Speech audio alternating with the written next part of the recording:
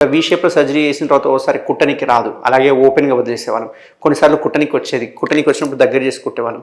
But ఏది చేసినా కానీ 15-20 రోజులు బోర్లోనే పడుకోవాలి, ప్రోన్ పొజిషన్లోనే పడుకోవాలి. బోర్లో పడుకొని ఎటువంటి పరిస్థితుల్లో స్క్వాటింగ్ అంటే మోషన్కి వెళ్ళేటప్పుడు అట్లా వంగుతాము, కాళ్ళతోటి బెండ్ చేస్తాము, అట్లాంటి స్క్వాటింగ్ పొజిషన్ చేయకూడదు.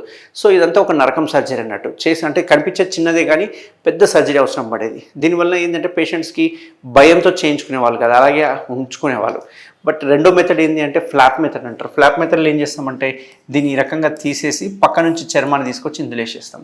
దీన్ని రాంబాయిడ్ ఫ్లాప్ అని, కొన్ని ఫ్లాప్ సర్జరీస్ అంటుంటాం. దీనిలో కూడా ప్రాబ్లం ఏంటంటే దీనిలో కూడా బోర్లో పడుకోవాలి, దీనిలో కూడా 15-20 రోజులు బెడ్ రెస్ట్ తీసుకోవాలి, ఎటువంటి పని చేయడానికి రాదు, ఇట్లాంటి కాంప్లికేషన్స్ ఉంటాయి. బట్ మన ట్రీట్మెంట్ రేంజ్ హాస్పిటల్లో మనం చేసే మెథడ్ ఏదైతే ఉందో లేజర్ సర్జరీ.